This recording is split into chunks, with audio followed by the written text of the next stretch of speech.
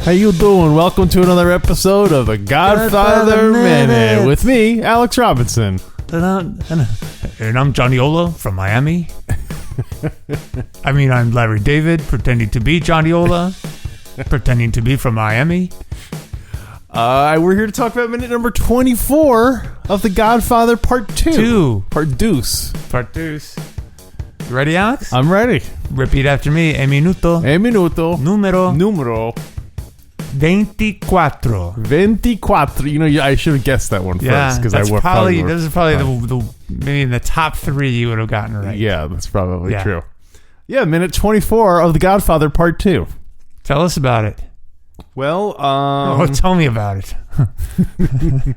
After Tom Hagen slowly makes his way out of Mikey's office, the Don and Johnny Ola discuss casino business. Johnny reveals that Mikey's plans are okay with Hyman Roth, who, not coincidentally, always makes money for his partners. I thought you were going to say who, not surprisingly, is suffering from bad health. Oh, yeah, that too. It's common knowledge. Good. It's not good. Not good. Not so good. This is the first reference to Hyman Roth's health, isn't it? Yeah. Do you think does Mikey ask knowing that like he's gonna say that Hyman Roth isn't good, but he's almost doing it just to see I bet if I ask him he'll say Hyman Roth isn't doing well. Just testing to make sure. Well, it really got me wondering. Well, before I say that, we do need maybe to come up with a Hyman Roth health alert sound effect. Because throughout this movie, every time it's brought up. Yeah, and it sounds like one of those health device warnings. Oh, right. Why don't you put it in right here?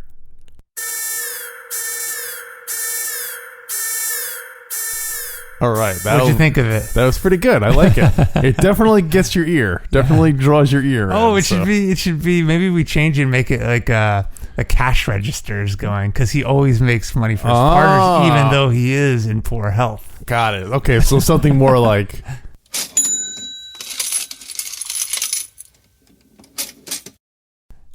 that.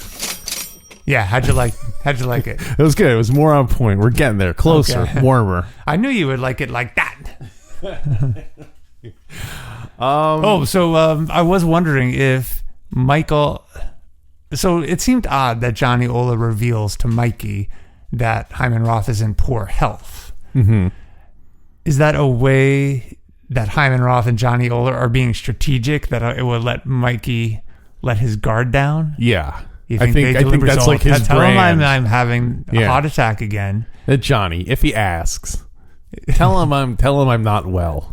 So do you think are we implying that Hyman Roth is doing this as a shtick, or that he really is sick? That he really does think he's sick? I think he really thinks he's sick. Right. Yeah. Does Johnny Ola think Hyman Roth is really sick?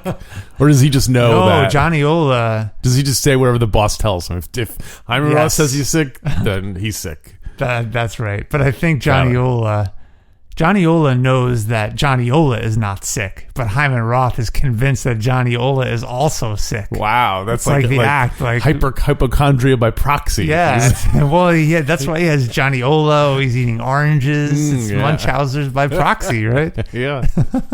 What's this? Maybe it's Munchausen's by Ola. By Ole. Well, anyway, getting back to the beginning of the minute. Yes. This minute is 60 seconds long. Mm-hmm. I counted, and the first 19 seconds, a third of the minute, are Tom hanging out in the lobby. Yeah. So I can't believe it. What are we to make of this? I can't believe it. What do you mean you can't believe it? I can't believe you counted all those seconds like a schmuck. I went to college. I thought it would help me get smart, but not like everyone says. Cinema time code counting lessons. Time code keeping lessons.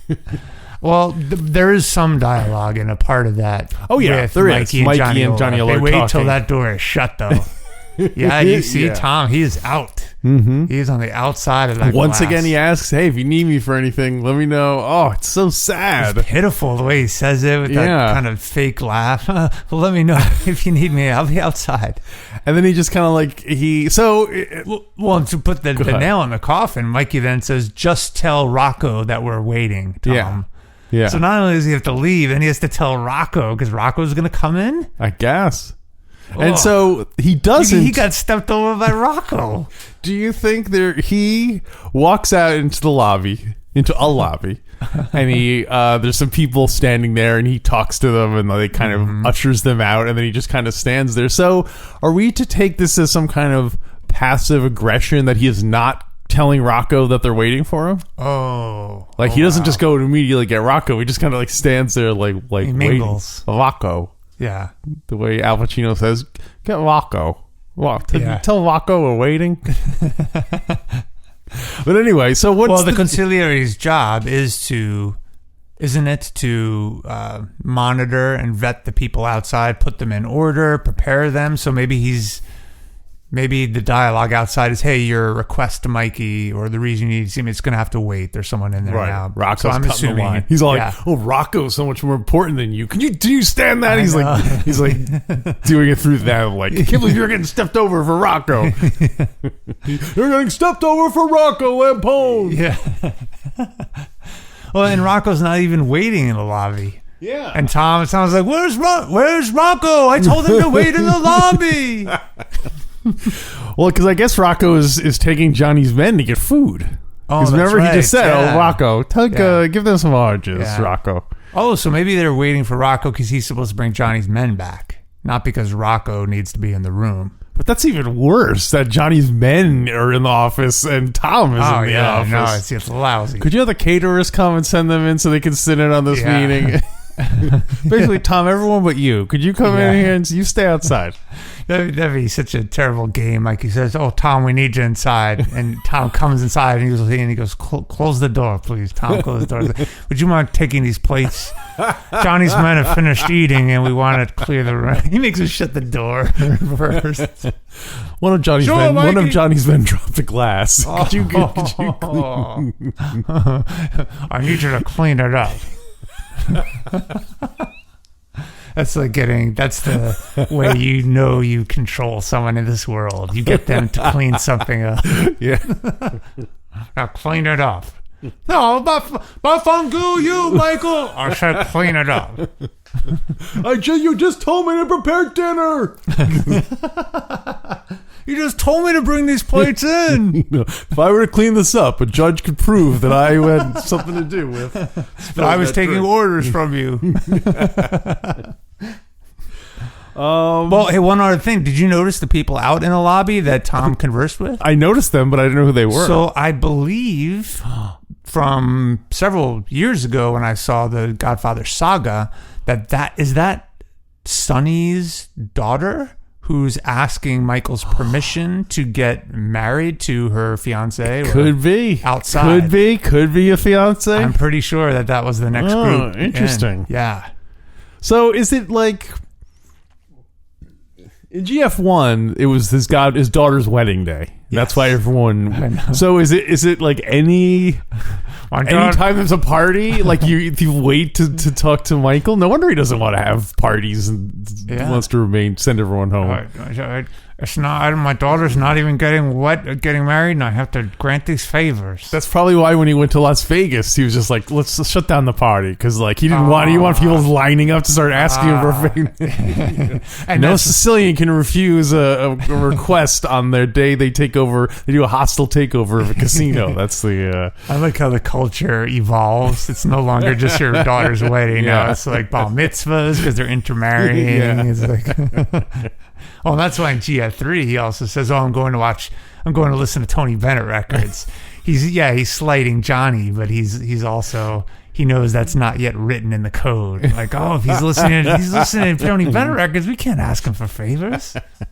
Or it's like you can no Sicilian can refuse a request in the daughter's wedding day unless they're listening to Tony Bennett records when the request is made. Then it's at the discretion of the Don. So no wonder Michael wants more lawyers working for him in GF3. All these contracts. He doesn't need tough guys. Yeah. Oh, tough guy. Want to be a tough guy? I need lawyers. Hoo-ha, I need lawyers. I need lawyers to write out all these provisions and the favors I need to grant when I have people over. Hoo-ha. Can you do that for me? Hoo-ha. I like him throwing in hoo-has randomly like a kind of verbal tick. Hoo-ha, what do you want from me? I already got plenty of lawyers. Hoo-ha. Well, that started after his heart attack. Oh, really? GF3, maybe. Oh, it's so too Okay, good, we'll though. We got to sooner. use it more than we'll that. do it sooner. Well, and then he also has to cite himself. I need lawyers who can write out these provisions. Hoo-ha, Michael Corleone. I need lawyer lessons. Tony Bennett records. It's so funny. Do you think Tom ever relayed that Walt's dialogue to anyone?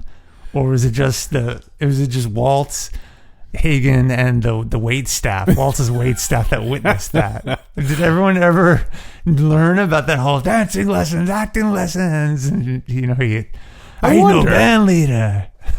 I wonder. I feel like, I guess it would depend on how unique it was. I think the fact that they killed a $3 million horse or whatever, that would seem to be a unique thing. Yeah. Yeah. So, I guess Hagen would not want to admit that Waltz belittled him. Belittled him? Him, yeah. Possibly, but it could also be like because they had the final say in it. Like the more of a fight Waltz puts up, it just makes the victory all the sweeter. Yes. That despite all his chutzpah for attacking Johnny, for Tom, that ultimately he did wind up going along with. Maybe it falls under client confidentiality. Yeah.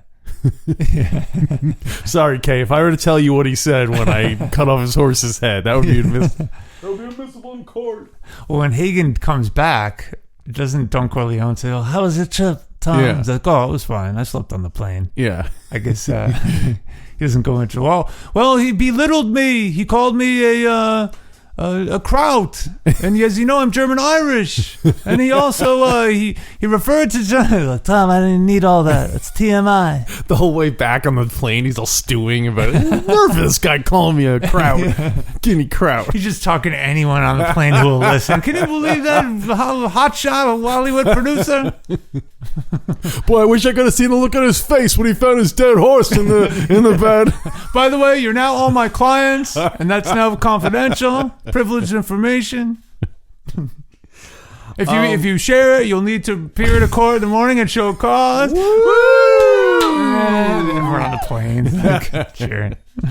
Anyway, back to this minute. Yes. So I do think that was Sonny's daughter. I think it was his daughter. It could be. And I was just wondering if there was any significance to that. That Tom is out, Sonny's spirit is still involved. We haven't had and this is right, too, when Michael's doing business with Johnny Ola to take over a casino. Yeah. So, like, but the spirit of Sonny is represented there. Like, he didn't have, like, the brains to do those kinds of deals. Yeah, I like it. I wonder if there's something. We haven't had the scene with Connie yet, right? No. Okay. That's coming. We had the first scene with Connie where we meet Merle, but we haven't had Mikey and Connie yet. Yeah, that's right. I wonder if there's any significance to the order of operations. Mm-hmm. Like, the senator was first, so he's like the highest, and then Johnny Ola is like another crime guy, and then like he saved the family for last. Oh, yeah. So, speaking of which, Johnny Ola sits down to talk with Mikey about the big Klingman deal. Yeah. This is great. And he says the casino is owned by two people. Mm-hmm. Jacob Lawrence. I didn't write down the name of the other. And Barkley was another one. Yeah, Alan Barkley. Yeah. Both Beverly Hills attorneys. I looked up Jacob Lawrence, and it turns out there's a painter by the name of Jacob Lawrence, African-American painter. By far the most famous Jacob Lawrence. Like he was the whole first page of Google results was just this one painter, Whoa. Jacob Lawrence. Did you find any GF2 reference? No, well, it just About said Jacob Lawrence was the owner of the Beverly Hills attorney who owned it. There was no further details on his life. But it got me wondering. I want to ask, who is the real Andy Robinson? Who is the real Andy Robinson?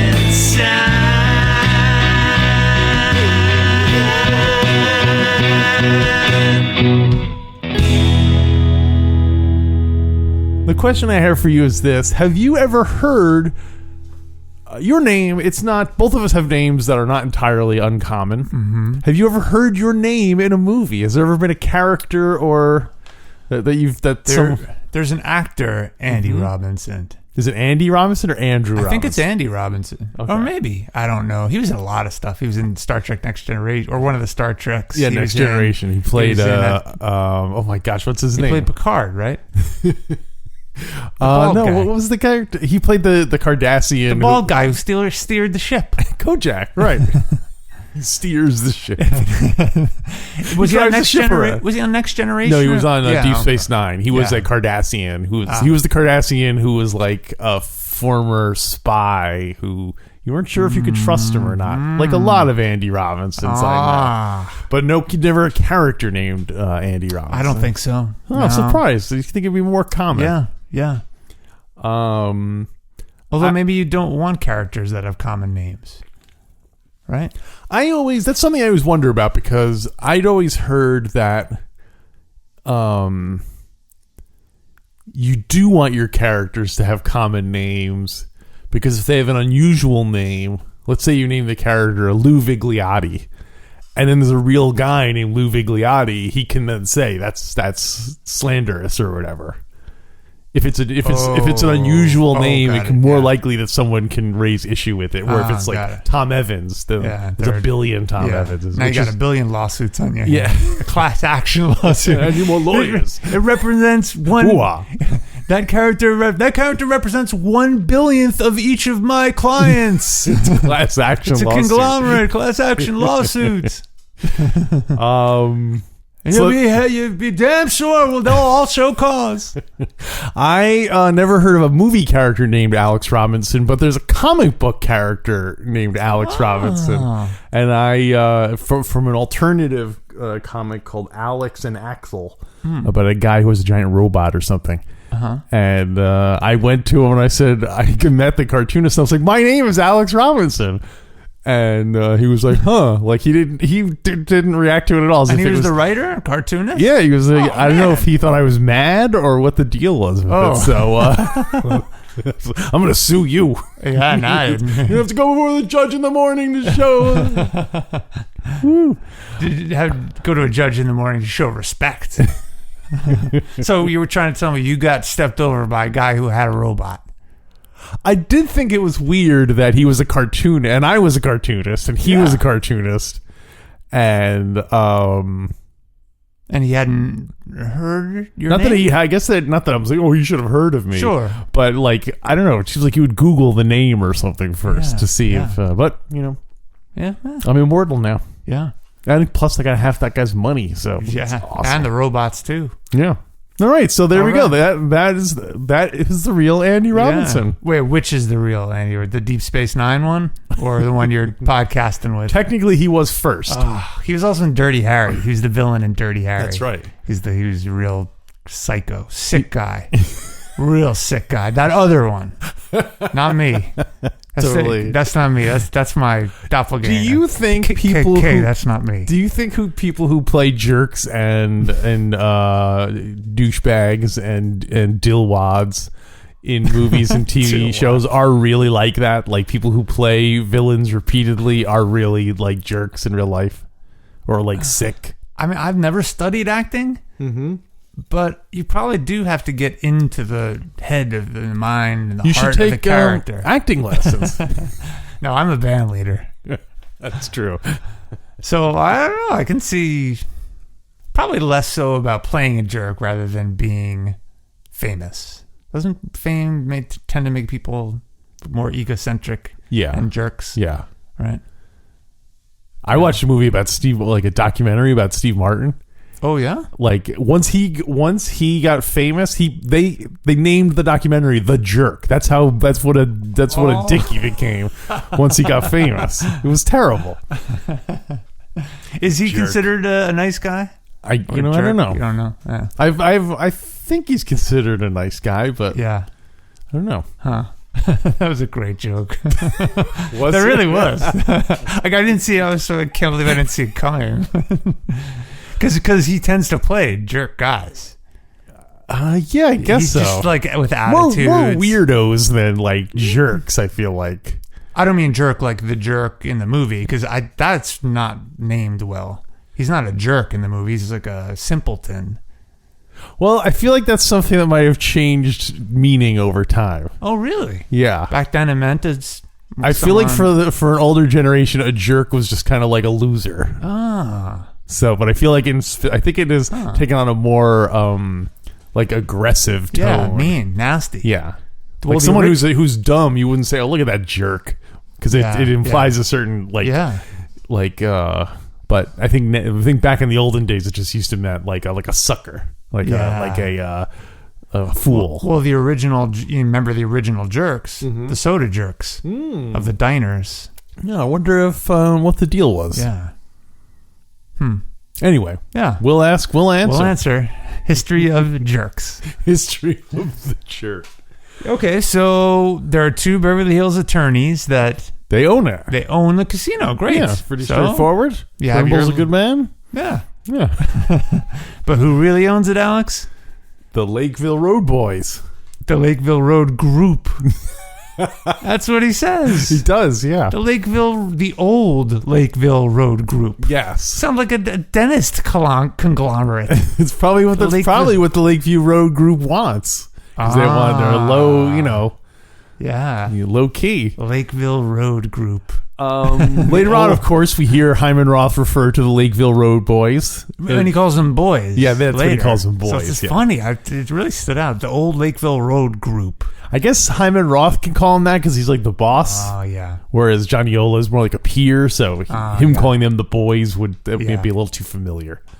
But the Lakeview Road group is based on a real criminal organization in Cleveland, the Forlenza Syndicate. It was also originally known as the Mayfield Road Mob. And Talk about conglomerates. for the movie, they changed it to Lakeville Road because Lakeview Cemetery borders Mayfield Road. So it's like kind of like if you know Cleveland, you'll be like, oh, that's clearly supposed that's to be. great. Yeah. So, yeah. I love that like kind of stuff, that local trivia. Yeah. Apparently Cleveland had a big organized crime scene to the extent that they didn't have a Little Italy in Cleveland. They had a Big Italy in Cleveland. Really? That's what it was called? Yeah, it was called Big Italy. Oh, wow. Wow. And I wonder if that was like at one point there was a small group of, and then there was like a neighborhood of Italians that was like bigger. So they said, well, you know what? Let's call that one Little Italy and let's call this one Big Italy. Oh, that's awesome. Yeah. That's great. Does Cleveland still have a large Italian population? I couldn't tell you. I never hear of it as a place where there are a lot of Italian immigrants. I imagine once the jobs left, probably a lot of them probably moved on to other things. Yeah. The Lakeville Road Group. But And Meyer Klingman runs the store, as Johnny Ola says. runs the store. Runs yes. the store. Do you think he means Love like that. the little like sundry store in the casino? Yeah, because when they send you want a lighter, you got to go through him. when Michael sends Al Neary to go rough him up in the deleted scene that you referenced a few minutes ago, he ends up roughing him up. And I was like, no, he just runs the front store. He's not. What's the matter with you? Great, Al, now you run. The Godfather 2 will return after the paywall. Go to godfatherminute.com/support and you'll hear the rest of this episode. We talk about what if Hyman Roth was the spokesman for Kentucky Fried Chicken. And don't forget that Hyman Roth always showed bonus content to his financial partners. That's true.